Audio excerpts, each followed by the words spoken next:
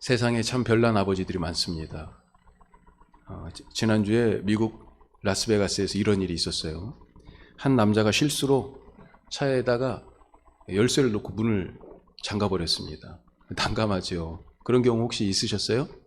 네. 엄청 당황스러웠어요. 그런데 문제는 뭐였냐면 이 차에 자기 딸이 있었다는 거예요. 이 딸이 1년 9개월 된 아기였어요.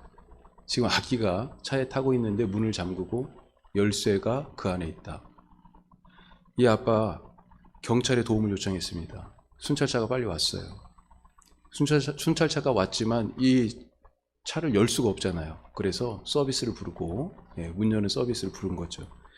자, 그러면서 보니까 이미 처음에 문이 닫혀서 이렇게 된 상태가 어느 정도 좀 시간이 좀 지났다라고 하는 것을 알게 됐습니다. 그래서 애가 지금 위험하니까 빨리 애를 꺼내자. 왜 그러냐면 온도가 이 낮 시간의 온도가 라스베가스니까요 35도예요. 이 아빠가 처음에 열쇠를 놓고 문을 잠그고 나서 어디에다 전화를 했냐면 형한테 전화를 했는데 보험 관계를 물어본 거예요. 네. 그렇게 시간이 지체돼서 거의 지금 1시간 가까이 된 겁니다. 경찰이 온 시간이. 그래서 이 아이를 가만히 놔둬서는 안 되겠다. 어떻게 해요? 열쇠공이 올 때까지 기다릴 수가 없다 판단하고요. 창문을 깨자고 그런 거죠. 그런데 이 아빠 뭐라고 그랬을까요?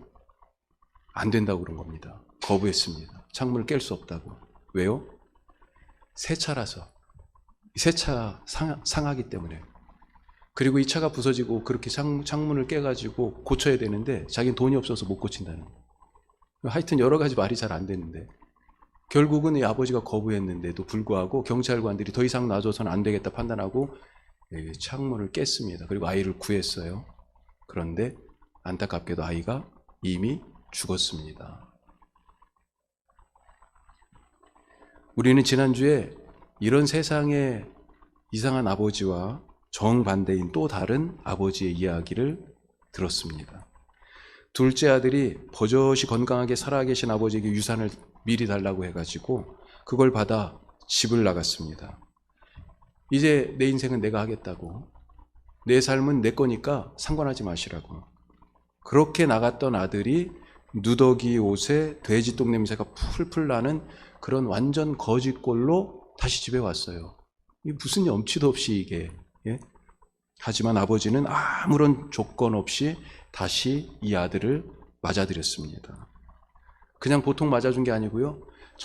저기서 어떻게 보면 그냥 이제 하나의 점일 것 같은 그렇게 멀리 떨어져 있는데도 내 아들이구나 하고 알아보고요.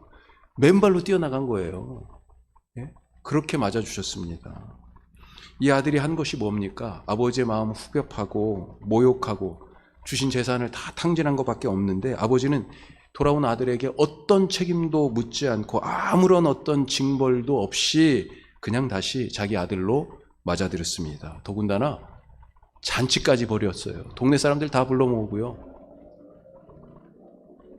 오늘 우리가 이 말씀을 통해서 아버지의 자녀된 것이 전적인 우리에게 주신 은혜였다라고 하는 것. 내가 뭔가를 해서가 아니라 하나님이 거저 주신 은혜 때문에 우리가 하나님의 자녀가 되었구나라고 하는 것을 우리가 알게 됐어요. 더 여기에 더해서 오늘 말씀은 그 이야기에 이제 이어지는 나머지 부분입니다. 우리 지난주의 말씀은 반절이고요. 이번 주 말씀이 또 반절이에요. 원래 이 이야기의 목적, 예수님이 이 말씀을 하신 이유가 사실은 이 후반부에 더 있지 않냐 그렇게 생각이 돼요. 우리가 보통 얘기할 때도 그러잖아요. 중요한 것을 어디서 결론을 얘기해요? 뒤에 가서 얘기하잖아요. 어떻게 보면 예수님은 이 이야기의 강조를 뒤에다가, 무게 중심을 뒤에다가 두고 계신 것 같아요. 자, 오늘 말씀이 시작되는 이 15장의 첫머리를 보면 우리가 이 누구에게 왜 이런 이야기를 하시는지 그 목적을 조금 더 추측할 수 있는 단서가 있습니다. 자, 이 이야기를 듣고 있는 사람들이 누군지가 나와요. 한번 보십시오. 15장 1절 누가 있습니까? 모든 세리와 죄인들. 말씀을 들으러 지금 예수님 앞에 나왔다고 되어 있습니다. 그런데 세리와 죄인들 말고 또 누가 있어요? 2절 보니까 같이 읽습니다. 바리새인들과 서기관들이 수군거려 이르되 이 사람이 죄인을 영접하고 음식을 같이 먹는다 하더라. 예수님에 대한 소문이 쫙 났잖아요. 위대한 율법 선생님이 나타났다. 그 말이, 그가 행하는 일이 권위 있는 누구보다도 더 권위가 있더라. 소문이 쫙 났습니다. 예. 그런데 그래서 이 바리새인과 서기관들이 예수님 보려고 왔는데, 와서 보니까 아이고 이거 잘못 온 것 같아요.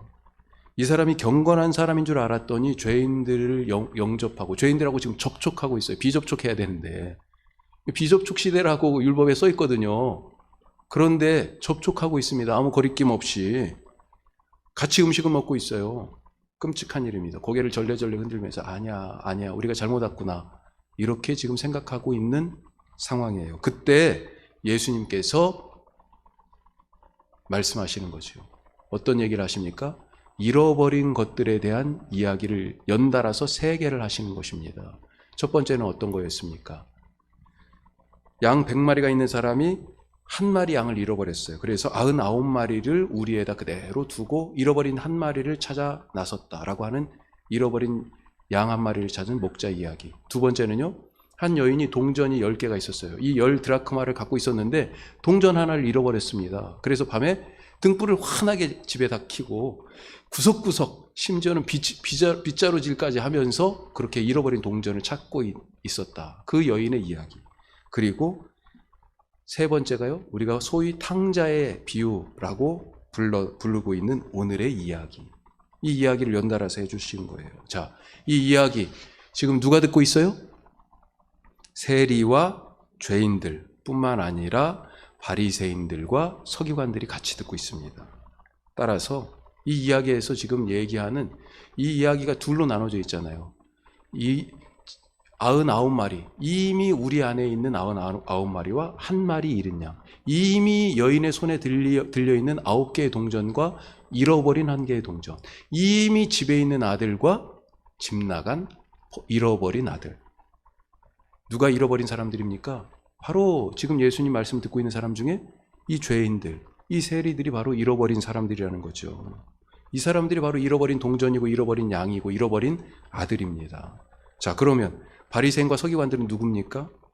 이들은 우리가 알다시피 누구보다 하나님 잘 알고 하나님 말씀대로 살고 누구보다도 경건한 그런 사람들 아니에요. 그런데 이 하나님의 집에 있다라고 여겨진 이 사람, 잃어버려진 사람이 아닌 것 같은데 과연 그럴까요?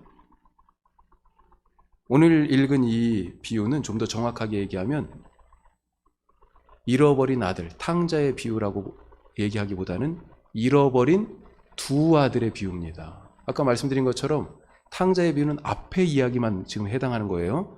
지금 우리는 그 뒤의 이야기, 나머지 부분을 읽은 거예요. 두 아들에 대해서 얘기하고 있어요. 잃어버린 두 아들의 이야기입니다, 사실은.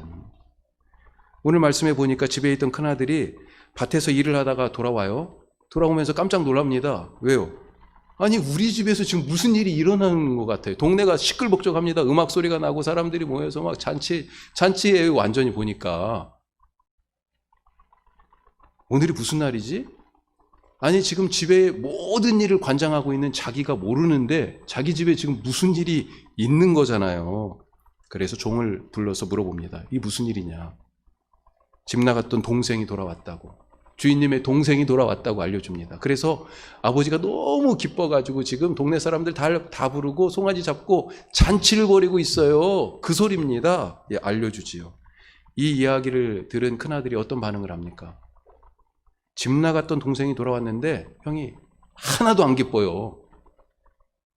분노가 치밀어 오릅니다. 오히려 화가 나요. 집에 들어가기를 그래서 거부합니다. 나는 안 가. 들어가고 싶지가 않아요. 그러자 아버지가 이 상황을 알고 큰아들이 왔는데도 집 밖에서 안 들어오는 이 이야기를 듣고 나갑니다. 그리고 이 아들을 설득하고 권하죠. 들어가자. 하지만 오히려 이 큰아들은 안 들어가면서 아버지에게 따집니다. 자, 29절부터가 그 따지는 내용이 나와 있어요. 큰아들이 뭐라고 얘기합니까? 우리가 여기 개혁성경에는 이 단어 하나가 번역이 빠져 있어요, 사실은. 예, 보라. 라고 하는 단어입니다. look, 보세요. 네, 보세요라고 하는 단어가 사실은 빠져 있어요. 보세요, 아버지. 그렇게 얘기하고 시작하는 거예요. 아버지가 지금 이게 못 보고 있다는 겁니다. 너무 이 아들이 지금 마음속에 남아있고 그런데 이 아들이 지금 돌아왔잖아요. 갑자기 생각지도 않게. 그래서 눈에 뭐가 씌었다는 거예요. 집 나갔던 아들이 돌아왔다고 눈에 뭐가 씌어가지고 너무 좋아서 좌우 분간을 못하고 앞뒤 구별이 안 되고 사리 판단을 못한다는 것입니다. 그러니까 아버지 좀 보세요, 봐. 자, 그러면서 큰아들이 뭐라고 그래요? 자, 이거 보세요 하면서 내가 아버지 말씀을, 아버지의 명을 어긴 적이 있습니까? 내가 집을 나갔었습니까?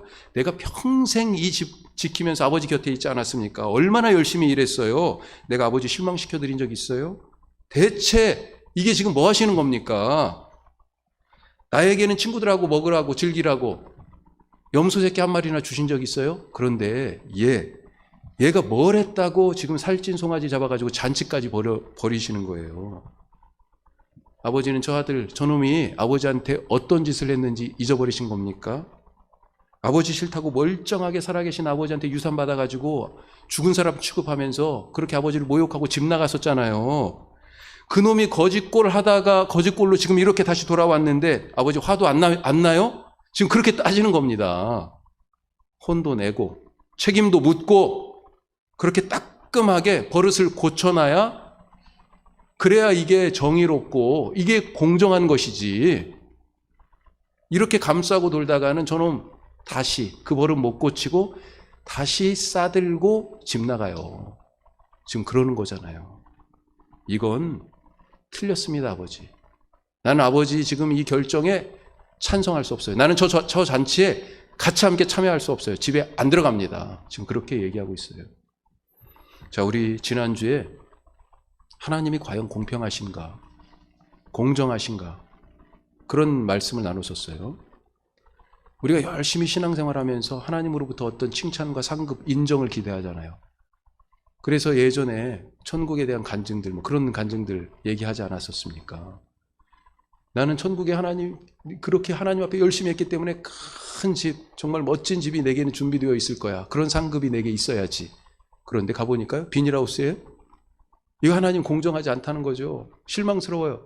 그런 부분들에 대하여서 내가 이만큼 했는데 하나님 그 정도는 내게 주셔야 되는 건 아닙니까? 이런 상급에 대한 기대, 잘못된 생각들에 대한 얘기를 지난주에 나눴어요. 그러면서 어떤 말씀 또 나눴습니까? 예수님이 들려주신 포도원에서 일한 일꾼들, 그 일용직 노동자들이 일당을 받는, 품삯 받는 이야기를 예수님이 하셨잖아요. 그걸 우리가 나눴었습니다. 하루 일이 끝나고 포도원 주인이 품삯을 주는데 막 여기서 저기서 불평이 막 터져 나와요. 특별히 맨 처음에 와서 일한 사람 입이 그냥 이만큼 이렇게 나왔어요. 이 주인이 공정하지 않다는 거잖아요. 문제는 이 일꾼들이 일한 시간들이 다 다르다는 겁니다. 누구는 지금 입이 제일 많이 나온 이 사람은요, 어때요? 아침 일찍부터 와서 하루 종일 포도원에서 일했어요. 그런데 제일 마지막에 온 사람, 해질녘 가까이 와가지고요, 겨우 한두 시간이나 일했을까요?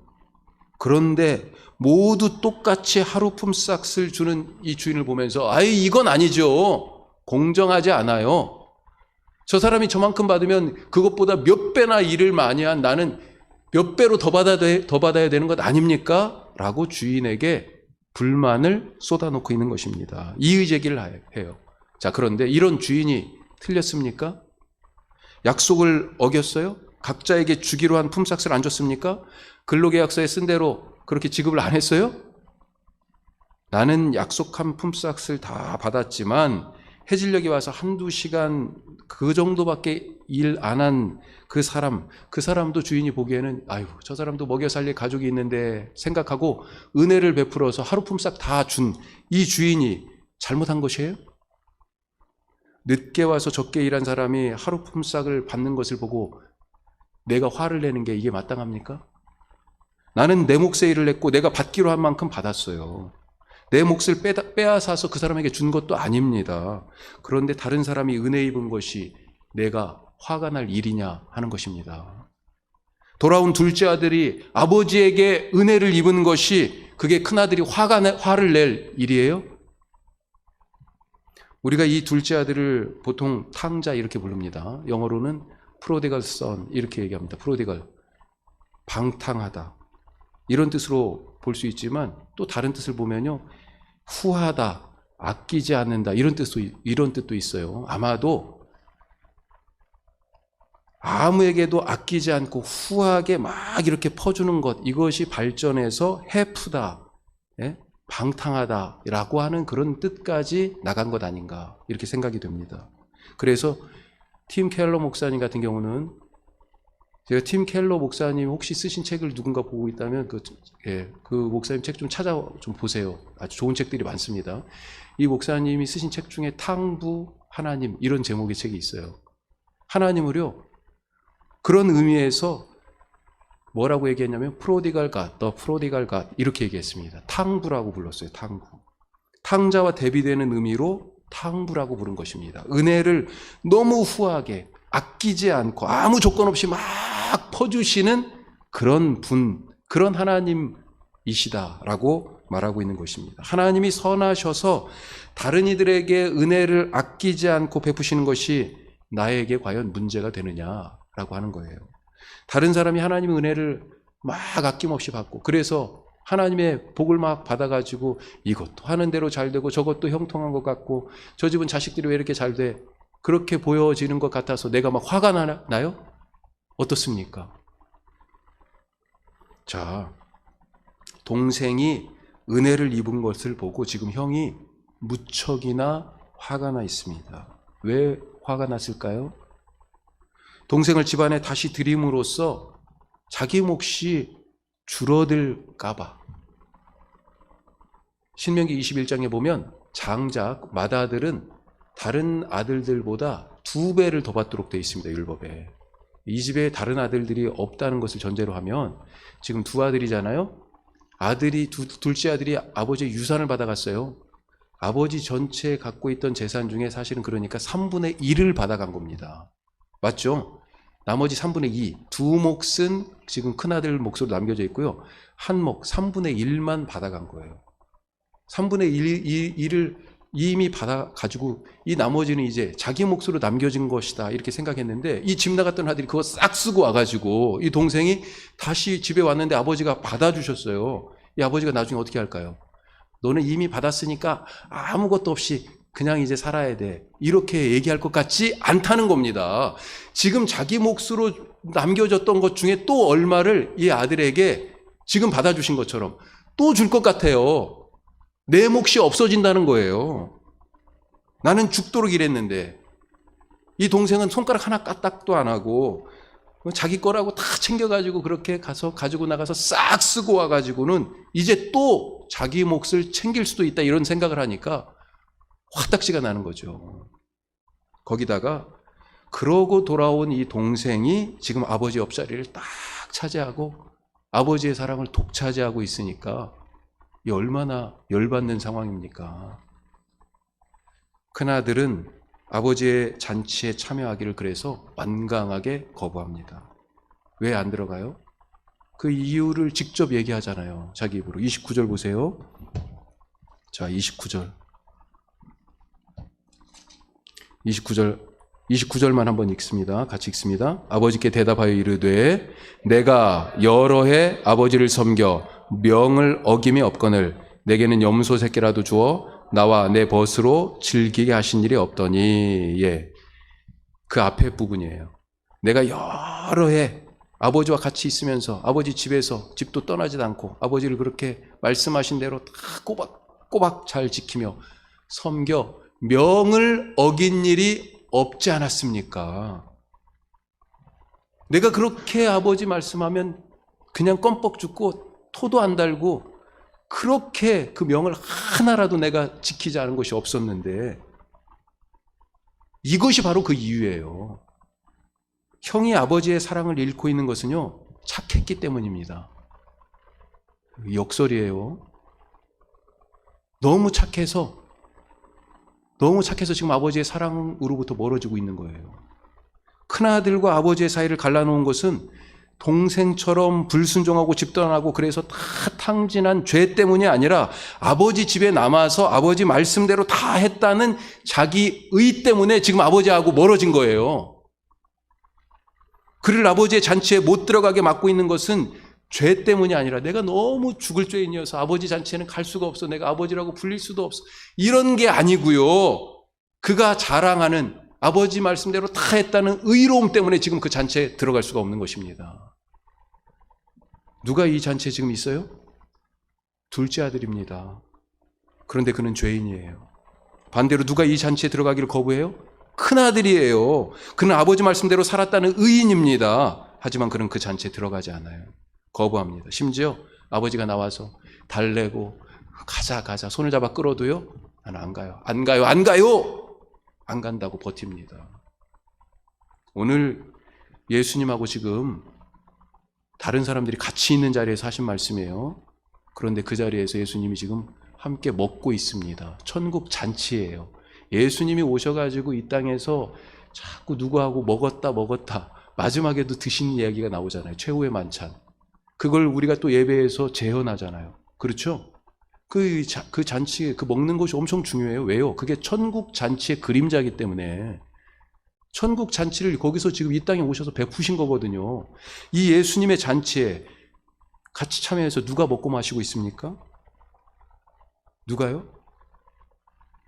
세리와 죄인, 바리새인과 서기관들이 있었는데 누가 그 중에서 함께 예수님하고 이 잔치 자리에 앉아 있어요? 성전 예배를 목숨보다 귀하게 여기고 어릴 적부터 하나님의 말씀을 안 잊어먹으려고 손목에 말씀 띠를 그리고 이마에 말씀 상자를 붙이고 들어오나 나가나 말씀을 외우고 아침 저녁으로 기도하고 정결법, 안식일법, 성경의 그 많은 613가지나 되는 율법의 조항들에 하나도 어김없이 살려고 애썼던 그래서 누가 봐도 야, 저 사람은 진짜 경건한 사람이야. 그렇게 인정할 만한 바리새인 서기관들이 바로 예수님하고 지금 함께 먹고 있습니까? 아니면 그 누구가 봐도 아휴 저렇게 살지 말아야지. 손가락질 받을 수밖에 없는 그 죄인들이 지금 예수님하고 같이 앉아서 먹고 있습니까? 누구예요? 한 부자가 예수님께 와서 물었잖아요. 내가 무슨 일을 해야, 내가 어떤 선한 일을 해야 영생을 얻을 수 있겠습니까?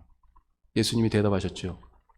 하나님의 계명을 지켜라. 그러면서 10계명의 말씀을 쭉 하셨어요. 그랬더니 야 이거 문제집에 다 나온 얘기인데 이 질문 자기가 이미 답을 알고 있다고 풀었다고 지금 의기양양합니다. 내가 그거 다 지켰습니다. 하나도 빠지지 않고 다 지켰어요. 그때 예수님이 뭐라고 그러세요? 내가 가진 것 그것을 다 팔아 가난한 자들에게 나눠주라. 그거 한 가지가 더 부족하다 말씀하셨어요. 그랬더니 이 사람이 재물이 많아서 근심하며 돌아갔다. 이런 말씀을 해주셨었어요. 영생에 대한 관심을 갈망을 가지고 왔다가 근심하며 돌아간 부자 이야기. 자, 왜 이 사람이 근심하며 돌아갔을까요? 그의 질문부터가 사실은 틀렸어요. 질문이 틀렸어요. 영생에 대하여 어떻게 하면 영생을 얻을 수 있겠습니까? 라고 하면서 뭐라고 얘기했어요? 그 앞에 내가 어떤 일을 해야, 내가 어떤 선한 일을 해야 영생을 얻을 수 있겠습니까? 이렇게 질문했어요, 예수님께. 무슨 일을 해서 어떤 선한 것을 통하여서 영생을 얻을 수 있다는 그 생각 자체가 틀린 것입니다. 나는 다 했어요. 지금 자신 있잖아요. 내가 그 계명 다 지켰습니다. 그러니 영생 주시죠, 이제. 조건에 맞잖아요. 자격이 되잖아요. 하나님 앞에 요구하는 것입니다. 하나님께 의무를 부과하고 하나님께 짐을 지우고 있어요. 하나님을 마치 빚쟁이 취급하면서 영생 내놓으라고, 내가 지금 충분히 대가를 지불했으니까 내놓으시라고 요구하고 있는 것이에요. 하나님을 끌어내리고 자기가 하나님 자리에 앉아 있는 것 아닙니까, 이게? 마치 오늘 말씀에 아버지를 대하는 큰아들의 태도와 비슷합니다. 내가 언제 아버지께 불순종한 적이 있습니까? 내가 할 만큼 다 했잖아요. 아버지의 명령을 하나도 어김없이, 하나도 땅바닥에 그냥 떨어지지 않게 다 그대로 행하면서 살지 않았습니까? 이 정도면 내가 더 자격 있지 않습니까? 우리가 하나님에게서 멀어지는 것이요, 두 가지입니다. 두 가지. 하나는 둘째 아들처럼 말씀 어기고 자기가 자기 삶의 주인 되어 자기의 하나님이 되어서 살아보겠다고 집 나간 그 경우가 하나가 있고요. 두 번째 또 어떤 것이 있습니까? 다른 하나는 집에 남아 있으면서 말씀을 지키는 것 같지만 사실은 그것을 통해서 하나님을 조정하고 하나님의 자리에 올라가는 교만한 이 첫째 아들과 같은 경우예요. 부자 청년이 계명을 열심히 지켜서 오히려 영생의 문턱에서 주저앉고 근심하며 돌아갔습니다. 큰아들은요, 아버지의 말씀을 열심히 지켜서 아버지와 멀어진 거예요. 이게 아이러니잖아요. 열심히 지키면 지킬수록 아버지로부터 멀어지고요, 하나님의 사랑에서 멀어지는 거예요. 우리는 집에 있던 큰아들입니까? 아니면 집 나갔던 둘째 아들입니까? 두 아들을 우리가 세상적인 그 보통의 기준에 맞춰서 보면 하나는 못됐고 하나는 참 착한 아들 아니에요? 하지만 아버지와 멀어져 있기는요, 둘 다 마찬가지입니다. 둘 다 영적으로는요, 잃어버린 자식들입니다. 그래서 둘 다 아버지의 사랑의 잔치에 불러들여야 합니다. 둘 다 아버지를 떠난 집 나간 아들이기 때문에. 오늘 말씀 어떻게 끝나고 있어요? 잔치에 들어오기를 완강히 거부하는 이 큰아들에게 아버지가 하시는 말씀으로 끝납니다. 31절, 32절이 그렇죠. 자, 이 말씀 같이 한번 다시 읽어보죠. 31절. 아버지가 이르되 예, 너는 항상 나와 함께 있으니 내 것이 다 내 것이로되 이 내 동생은 죽었다가 살아났으며 내가 잃었다가 얻었기로 우리가 즐거워하고 기뻐하는 것이 마땅하다 하니라. 그게 옳지 않겠니? 죽었다가 살아났고 잃었다가 다시 찾았잖아. 우리 같이 함께 즐거워하자. 같이 함께 이 잔치, 너도 같이 갔으면 좋겠다. 자, 그런데 큰아들이 뭐라고 얘기합니까? 오늘 말씀은 이 아버지의 말씀으로 끝나요. 큰아들이 대답이 없습니다. 왜 그럴까요? 왜 이 아버지의 말씀까지가 있고 그 다음이 없어요? 왜요? 이 아버지의 요청에, 이 말씀에 이제 우리가 응답할 차례예요. 우리가 대답해야 합니다. 나는 집에 있던 큰아들입니까? 아니면 집 나갔던 둘째 아들입니까? 아버지께 돌아오시길 바랍니다. 하늘 아버지가 우리를 기다리고 계십니다. 우리를 위하여 잔치를 열어놓으셨어요. 그 잔치에 참여하려고 오늘 오신 거였죠? 그렇죠. 그 잔치에서 주님이 먹여주시는 것으로 늘 부족함이 없이 풍성하게 하나님의 기쁨으로 삶이 채워지고 감사가 넘치는 삶이 되시기를 주님의 이름으로 축복합니다. 기도하겠습니다.